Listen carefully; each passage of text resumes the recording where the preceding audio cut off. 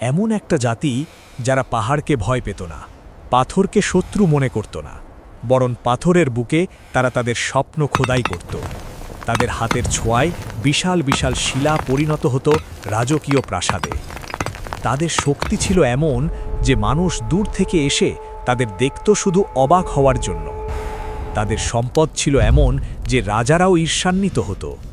তাদের কারিগরি ছিল এমন যে আজও সেই পাথরে তাদের হাতের চিহ্ন মুছে যায়নি। কিন্তু এই সেই জাতি যারা মাত্র 3টি দিনের ব্যবধানে পৃথিবীর মানচিত্র থেকে চিরতরে মুছে গেল। কেন, কিভাবে, এবং সবচেয়ে গুরুত্বপূর্ণ, এই গল্পে আমাদের জন্য কি শিক্ষা আছে? আজকের এপিসোডে আমরা জানব কওমে সামুদের পূর্ণ কাহিনী। এটা শুধু ইতিহাস নয়, এটা একটা আয়না, যে আয়নায় দেখা যায় মানুষ কতটা উঁচুতে উঠতে পারে আর কতটা দ্রুত পতন ঘটতে পারে। তাহলে চলো সময়ের পর্দা সরিয়ে পিছনে যাই, হাজার হাজার বছর পিছনে, আরবের উত্তর পশ্চিম প্রান্তে, যে জায়গার নাম আজ মাদায়েনে সালেহ।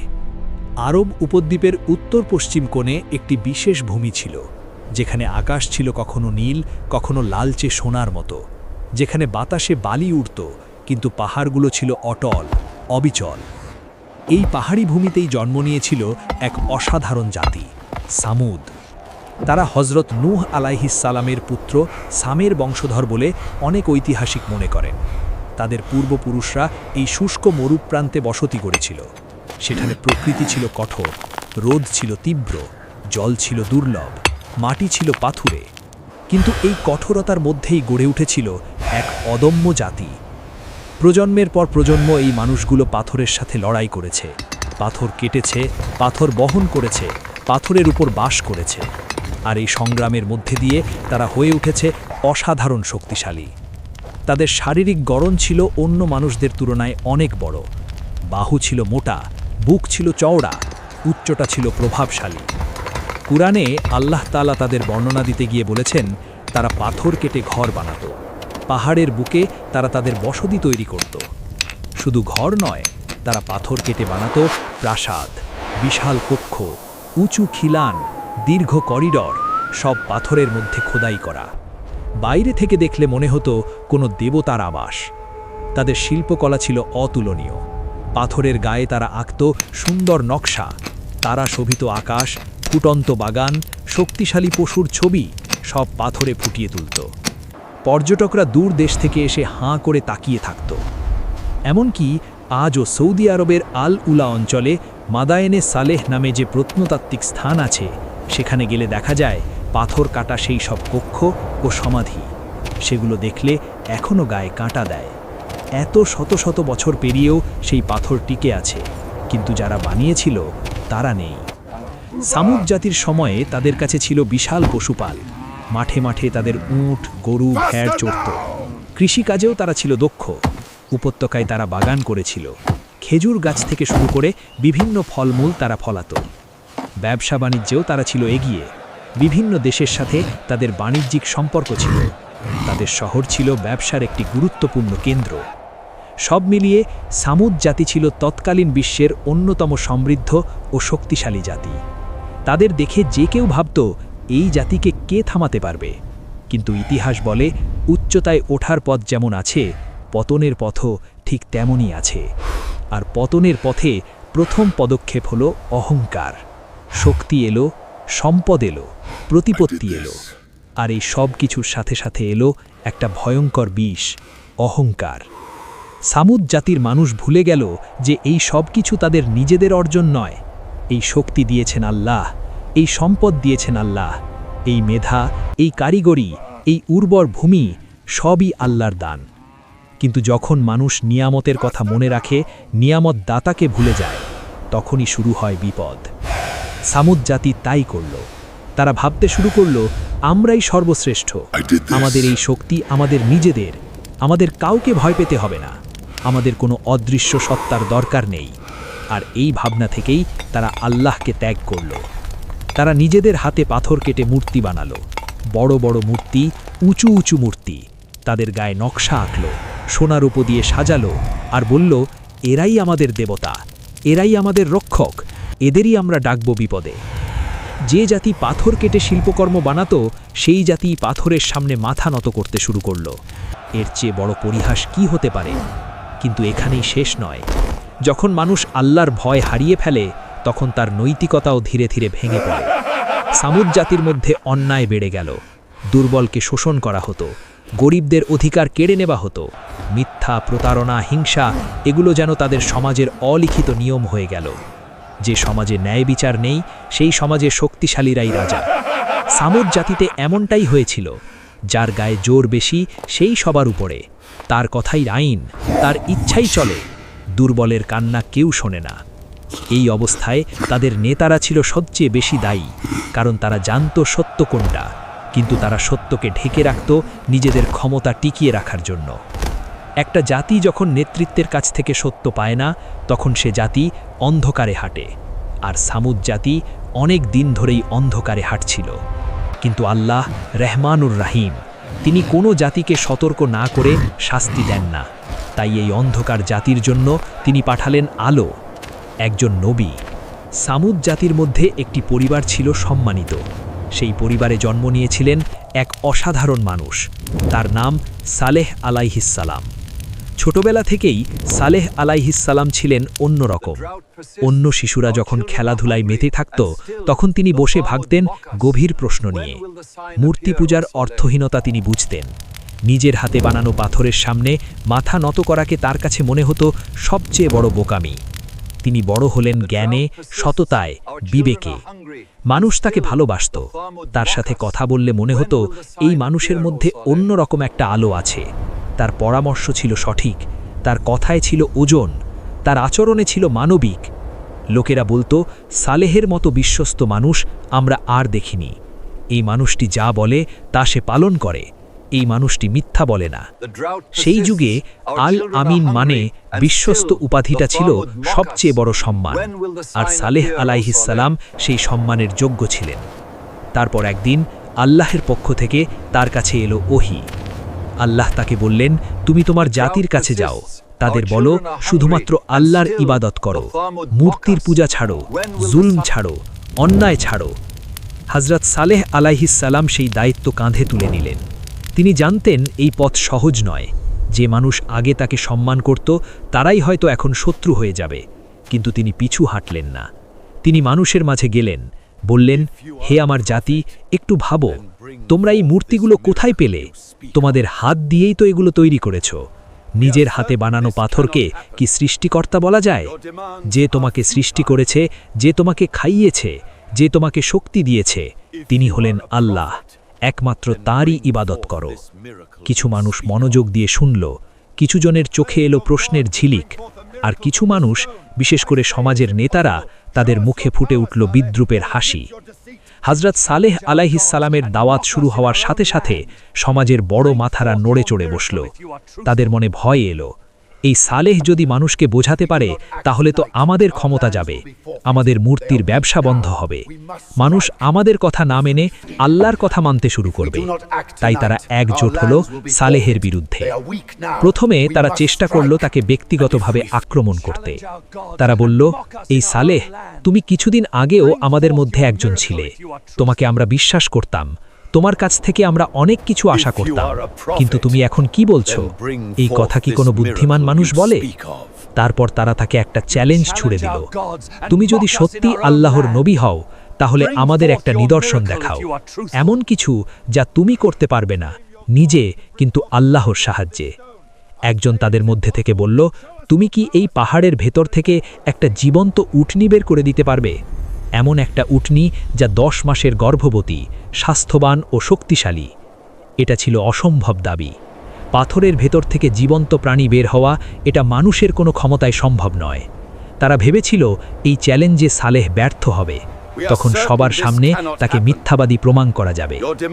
হযরত সালেহ আলাইহিসসালাম একটু থামলেন, তারপর জিজ্ঞাসা করলেন, যদি আমি এই নিদর্শন দেখাই তাহলে কি তোমরা ঈমান আনবে? তারা বলল, হ্যাঁ, তখন আমরা মেনে নেব। হযরত সালেহ আলাইহিসসালাম 2 হাত তুলে আল্লাহর কাছে প্রার্থনা করলেন, আর তারপর যা ঘটল তা দেখে সবাই স্তব্ধ হয়ে গেল। সবার চোখের সামনে বিশাল একটি পাথরের গায়ে ফাটল ধরল। সেই ফাটল বড় হল, পাথর কাঁপল, আর তারপর সেই পাথরের ভেতর থেকে বেরিয়ে এলো একটি জীবন্ত উটনি। শুধু উটনি নয়, তার সাথে বের হলো একটি ছোট্ট বাচ্চাও। উটনিটি ছিল অসাধারণ সুন্দর, তার গায়ের রং ছিল উজ্জ্বল, শরীর ছিল স্বাস্থ্যকর। সে মাটিতে পা রাখল আর সবার সামনে হাঁটতে শুরু করল। কেউ কোনো কথা বলতে পারল না। এই দৃশ্য দেখে কিছু মানুষের চোখে জল এলো। তারা বলল, এটা সত্যি আল্লাহর নিদর্শন, সালেহ সত্য বলেছেন। হযরত সালেহ আলাইহিস সালাম তখন বললেন, এই উটনি আল্লাহর পক্ষ থেকে তোমাদের জন্য একটি নিদর্শন। এটি আল্লাহর আমানত, এর সাথে কোনো অন্যায় করো না। এটিকে আল্লাহর জমিনে স্বাধীনভাবে চড়তে দাও।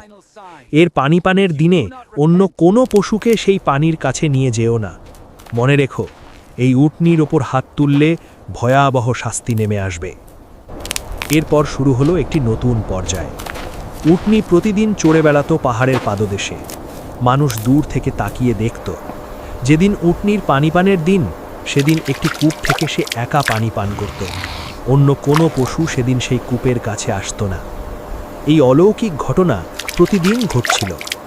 কিন্তু যারা একবার হৃদয় বন্ধ করে নেয়, তাদের জন্য শত নিদর্শনও যথেষ্ট হয় না। উটনির অলৌকিক আবির্ভাবের পর সামুদ সমাজ দুই ভাগে ভাগ হয়ে গেল। একদল ছিল যারা সত্য গ্রহণ করল। তারা হযরত সালেহ আলাইহিস সালামের উপর ঈমান আনল। তারা মূর্তি ছাড়ল, আল্লাহর ইবাদত শুরু করল। সমাজে তারা ন্যায্যতার কথা বলতো, সত্যের কথা বলতো। আরেক দল ছিল যারা কোনো যুক্তিতে কান দেবে না।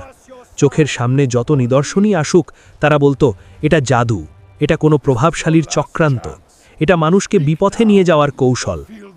এই দ্বিতীয় দলের নেতৃত্বে ছিল সমাজের বড় মাথারা, ধনীরা, ক্ষমতাবানরা। তারা আরও সক্রিয় হলো সালেহের বিরোধিতায়। তারা সাধারণ মানুষকে ভয় দেখালো, যদি সালেহের কথা মানো তাহলে সমাজ থেকে বের করে দেওয়া হবে। তারা মিথ্যা প্রচার করল, সালেহ আমাদের পূর্বপুরুষের ধর্মকে নষ্ট করতে চাইছে, সে বিদেশি শক্তির দালাল। তারা লোভ দেখালো, তোমাদের সম্পদ বাড়বে, ব্যবসা চলবে যদি তোমরা আমাদের সাথে থাকো। মানুষকে বিভ্রান্ত করার সব কিছু তারা করল। কিন্তু হযরত সালেহ আলাইহিস সালাম থামলেন না, বসেন না, নিরাশ হন নাই। তিনি জানতেন, নবীর কাজ শুধু সত্য পৌঁছে দেওয়া। মানুষের অন্তরে পরিবর্তন করার ক্ষমতা একমাত্র আল্লাহর। তিনি বারবার সতর্ক করতে থাকলেন, হে আমার জাতির মানুষেরা, এই উটনির ক্ষতি করো না, এটা আল্লাহর হুকুম। কিন্তু অহংকার একবার মাথায় চাপলে সে খুব সহজে নামে না। কিছু সময় পেরিয়ে গেল। উটনি প্রতিদিন চড়ে বেড়ায়, পানি পান করে, বাচ্চাকে দুধ খাওয়ায়। কিন্তু সমাজের একটি অংশের মনে উটনিকে নিয়ে তৈরি হলো ঘৃণা। কেন? কারণ এই উটনিটি ছিল সত্যের প্রমাণ। যতদিন এই উটনি আছে, ততদিন কেউ বলতে পারবে না যে সালেহ মিথ্যা বলেছেন। এই উটনি বেঁচে থাকলে মানুষ প্রতিদিন মনে রাখবে যে আল্লাহর ক্ষমতা সত্য। এটা তারা সহ্য করতে পারছিল না। তারা গোপনে একত্রিত হলো, পরামর্শ করল, পরিকল্পনা আঁটল। কোরআনে এই ঘটনার বর্ণনা আছে। সামুদ জাতির মধ্যে 9 জন প্রভাবশালী ছিল যারা সমাজে বিশৃঙ্খলা তৈরি করত এবং সংস্কারের বিরোধিতা করত। তারা সিদ্ধান্ত নিল উটনিকে হত্যা করতে হবে। সেই রাতে চাঁদ আকাশে থাকলেও তাদের মনে ছিল পাথরের মতো অন্ধকার। তারা অস্ত্র নিয়ে বের হলো। উটনিটি ঘুমিয়ে নেই, নির্ভয়ে পাহাড়ের পাদদেশে বিশ্রাম নিচ্ছে। কারণ সে ভয়ের কারণ বোঝে না, সে তো আল্লাহর সৃষ্টি, আল্লাহর নির্দেশে এসেছে। একজন তীর ছুড়ল, তীর লাগলো উটনির গায়ে। উটনি কষ্টে আর্তনাদ করল। তারপর একের পর এক আঘাত, এবং সেই রাতে আল্লাহর নিদর্শনকে হত্যা করা হলো। পরের দিন সকালে এই সংবাদ ছড়িয়ে পড়ল সারা শহরে। কেউ কেউ আটকে উঠল, কেউ কেউ কাঁদল, আর যারা হত্যা করেছিল তারা উল্লাস করছিল, যেন তারা কোনো বীরত্বের কাজ করেছে। যখন হযরত সালেহ আলাইহিস সালাম এই সংবাদ পেলেন, তখন তার চেহারায় নামল গভীর বেদনার ছায়া।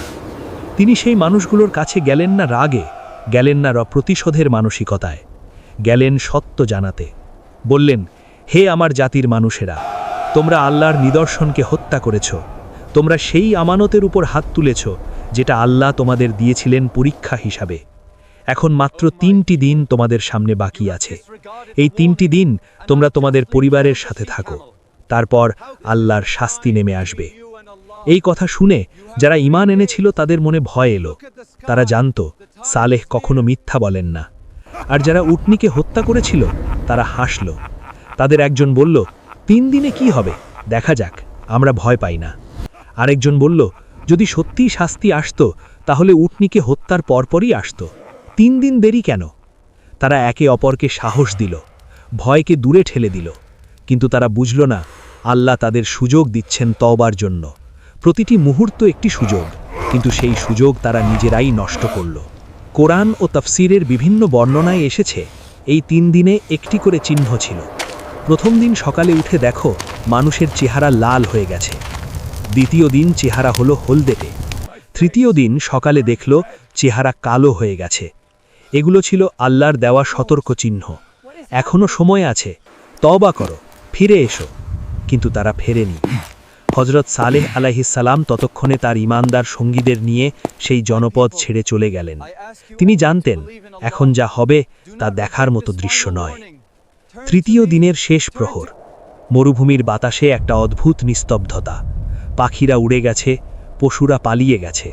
তারপর একটি বিকট শব্দ। কোরআনে এই শব্দকে বলা হয়েছে সাইহা, এক মহা গর্জন।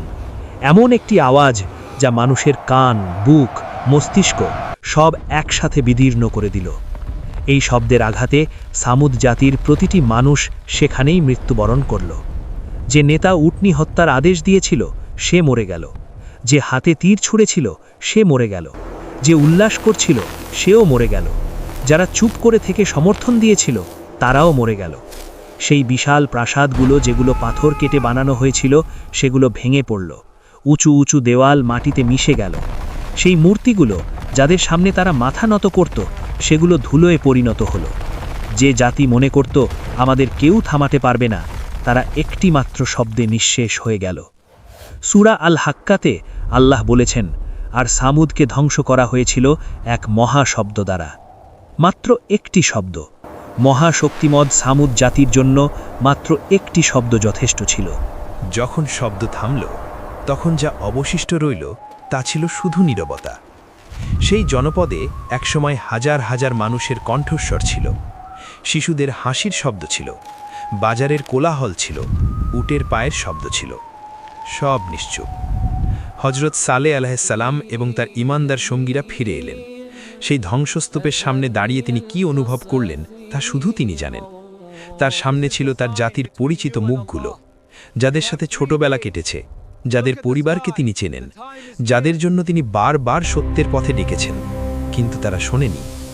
হযরত সালেহ আলাইহিস সালাম বললেন, হে আমার জাতি, আমি তোমাদের কাছে আমার রবের বার্তা পৌঁছে দিয়েছিলাম, তোমাদের জন্য সঠিক পথ দেখাতে চেষ্টা করেছিলাম, কিন্তু তোমরা সেই উপদেশ গ্রহণ করনি।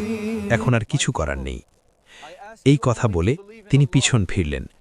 সেই শহর থেকে চলে গেলেন যেখানে একসময় পৃথিবীর অন্যতম শক্তিশালী জাতি বাস করত। সেখানে এখন শুধু পাথর আর বালি। আজ থেকে হাজার হাজার বছর পরেও সেই ভূমি আছে। সৌদি আরবের আল উলা অঞ্চলে মদিনা থেকে প্রায় 380 কিলোমিটার উত্তর পশ্চিমে অবস্থিত মাদায়েনে সালে আজ একটি ইউনেস্কো ওয়ার্ল্ড হেরিটেজ সাইট।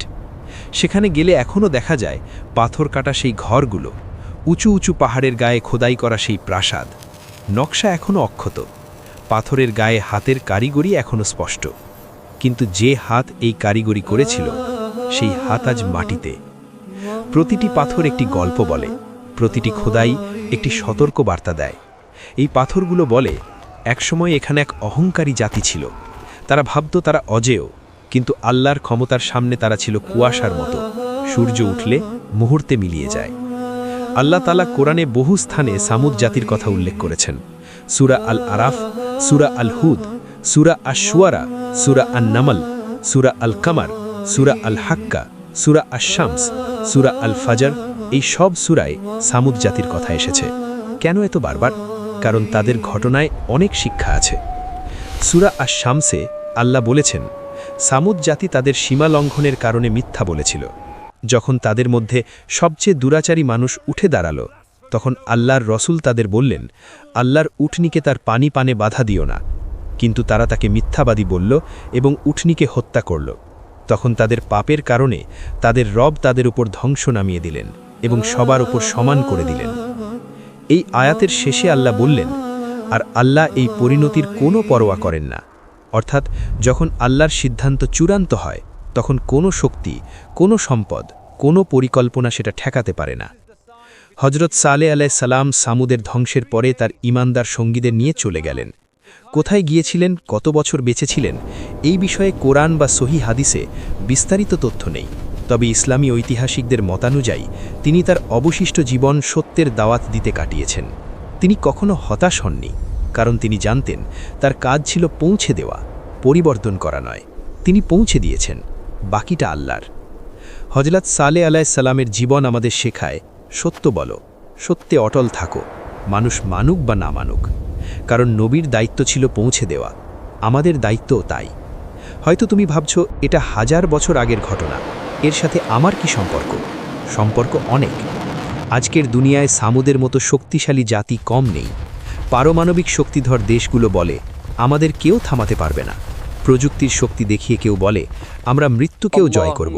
কৃত্রিম বুদ্ধিমত্তা, মহাকাশ গবেষণা, জিনোম এডিটিং সব দেখে মানুষ ভাবে আমরাই ঈশ্বর।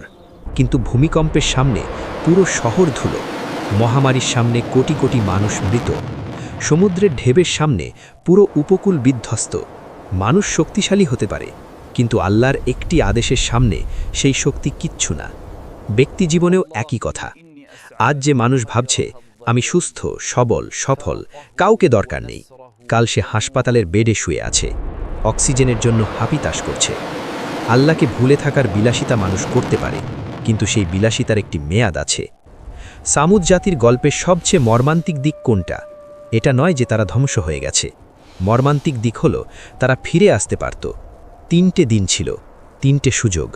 যদি কেউ একজনও সেই 3 দিনে বুকে হাত দিয়ে বলতো, হে আল্লাহ, আমি ভুল করেছি, আমি তোমার কাছে ক্ষমা চাইছি, তাহলে হয়তো তার জন্য ভিন্ন পরিণতি অপেক্ষা করত। কিন্তু তারা সেটা করেনি। তুমি এখনও সেটা করতে পারো। তুমি এখনও পারো আল্লাহর কাছে ফিরে আসতে।